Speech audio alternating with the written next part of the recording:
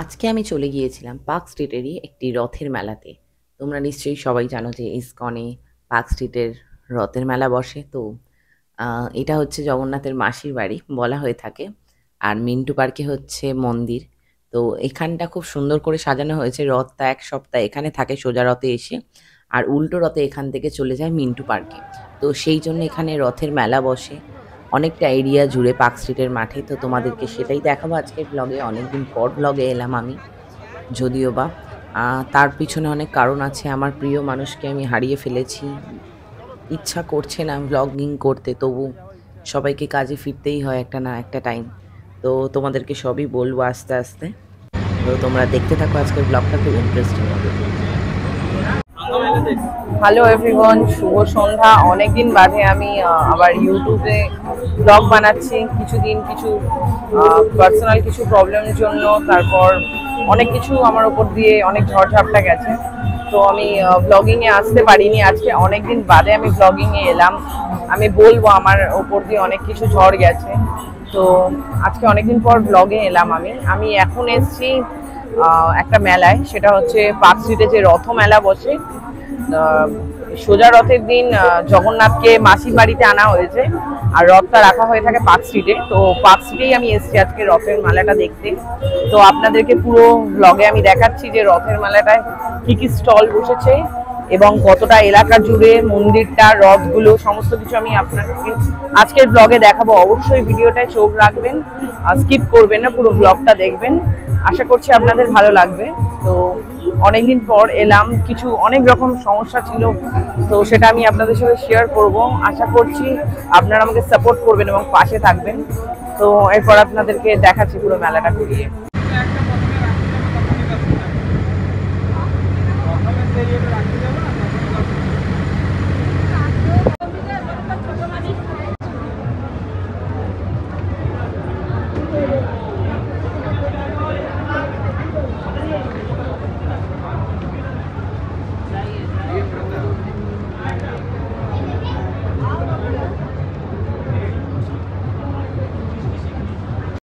প্রথমেই আমরা রথের মেলায় এসে একটা জুয়েলারি শপে ঢুকে পড়লাম। সেখানে দেখলাম অনেক রকম জুয়েলারি রয়েছে রাধারানী সাজার জন্য। যে সমস্ত জুয়েলারি লাগে সেই সমস্ত জুয়েলারি রয়েছে। তারপরে যে স্টলটা ঢুকলাম সেই স্টলটা অনেকটাই বড় ছিল। সেখানে অনেকজন একসাথে বসেছেন। তো সেখানে জগন্নাথ দেবের ফটো, প্রসাদ, তাছাড়া পুজোর যে সমস্ত সামগ্রী লাগে, ধুনো ধূপ থেকে শুরু করে সুগন্ধি, অষ্টগন্ধার সমস্ত কিছু রয়েছে। আর রাধাকৃষ্ণের ফটো, জগন্নাথ দেবের ফটো এবং চাবি রিং থেকে শুরু করে শোপিস, সমস্ত রকম জামা রয়েছে এবং তার সাথে রয়েছে অনেক ধরনের বই। আর এখানে গেলে কিন্তু অবশ্যই ভগবদ্গীতা কালেক্ট করবেন। আমি কিন্তু গেছিলাম যখন, আমি কিন্তু একটা ভগবদ্গীতা সাথে করে এনেছিলাম। তার ফটো আমি আপনাদের সাথে শেয়ার করব। তো এরপরে যাচ্ছি পরবর্তী কোথায় স্টল আছে সেটা দেখতে।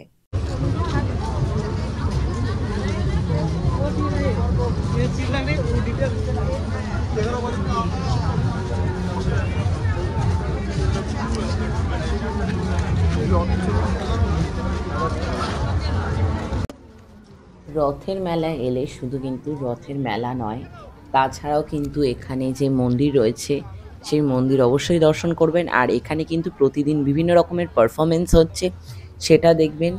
তারপর ঘুরে ঘুরে বিভিন্ন রকম শ্রীকৃষ্ণের বই পড়বেন। আরও কিছু কেনার থাকলে সেটা অবশ্যই কেনাকাটি করবেন। আর এখানে কিন্তু জগন্নাথ দেবের প্রসাদ খাওয়ানো হয়, সেটাও কিন্তু আপনারা খেতে পারেন।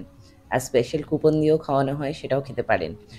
জনসাধারণের জন্য কিন্তু রয়েছে এখানে জগন্নাথ দেবের প্রতিদিন ভোগ খাওয়ানো হচ্ছে। তো অবশ্যই কিন্তু প্রসাদ গ্রহণ করবেন। তো এরপর আমরা আস্তে আস্তে এগিয়ে যাচ্ছি মন্দিরের ভিতরে, মন্দির প্রাঙ্গণে প্রবেশ করব বলে। তো তার আগে দেখে নেব যে যেই রথগুলো করে জগন্নাথ দেব এসছেন মাসির বাড়ি, সেই রথগুলো দর্শন করে নেব। কালকে মানে অর্থাৎ আজকে দুপুর ১২টার সময় ইসকন থেকে রথটা ছাড়বে। আর এটা ঠিক পার্ক স্ট্রিট থেকে গিয়ে পৌঁছবে ধর্মতলা, ধর্মতলা হয়ে পার্ক সার্কাস হয়ে এটা মিন্টু পার্কে এসে থামবে। মিন্টু পার্কেই জগন্নাথ দেবের মন্দির রয়েছে আর এখানেই জগন্নাথ দেবের অবস্থান। তো ৫৪ বছর পূর্ণ হয়েছে, তাই জন্য আরও জাঁকজমক করে খুব ভালোভাবে সেলিব্রেট করা হচ্ছে এই রথযাত্রা। অবশ্যই কিন্তু সেলিব্রেটে আপনারা কিন্তু অংশগ্রহণ করবেন। জয় জগন্নাথ। আপনাদের সবাইকে রথযাত্রার আন্তরিক শুভেচ্ছা। ভগবান শ্রী জগন্নাথ, বলদেব, সুভদ্রা মহারানী এবং সুদর্শন দেবের কৃপা আপনাদের সবার উপর বর্ষিত হোক। ইসকন কলকাতা দ্বারা আয়োজিত এই রথযাত্রা বিশ্বের দ্বিতীয়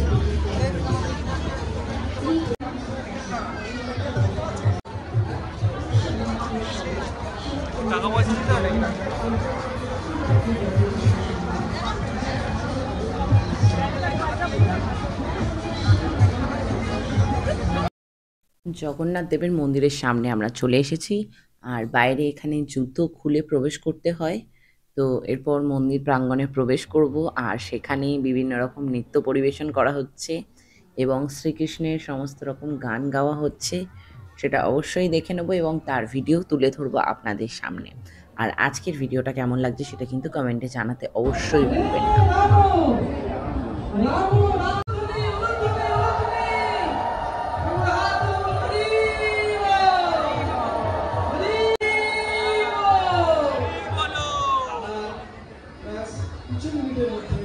আমাদের সাথে উপস্থিত থাকবেন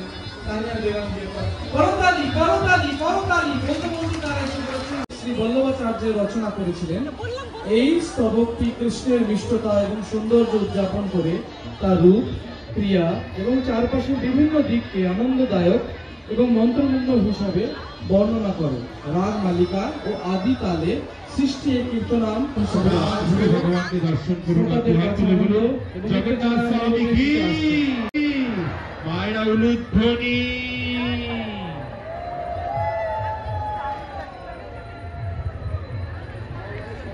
আমাদের মধ্যে উপস্থিত হয়ে গেছেন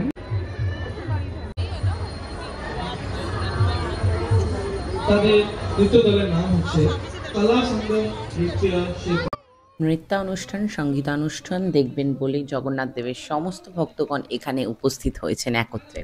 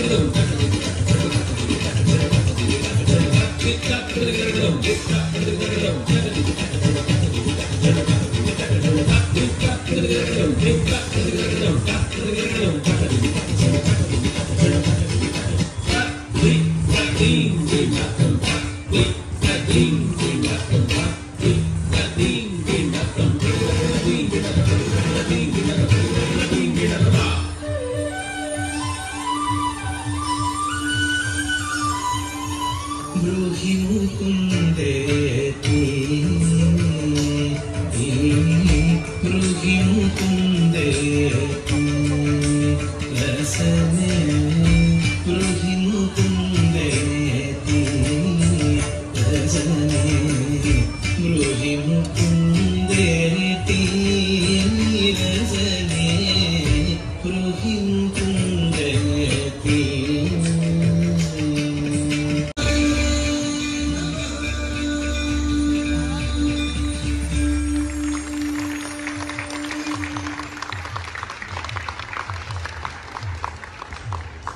নৃত্য অনুষ্ঠানটা এখনো চলছে, তবে আমরা বাইরে বেরিয়ে এলাম এরপর বাইরেরটা একটু ঘুরে দেখবো বলে, কিন্তু এখনো নৃত্য অনুষ্ঠান চলছে। 2025 সালে পার্ক স্ট্রিটের রথমেলা আমার দেখা হয়ে গেল, খুবই ভালো লাগলো। আশা করছি পরের বার থেকে আপনারাও আসবেন। আর যদি ব্লগটা ভালো লেগে থাকে লাইক, কমেন্ট, শেয়ার, সাবস্ক্রাইব করতে ভুলবেন না। আজকের মতো টাটা।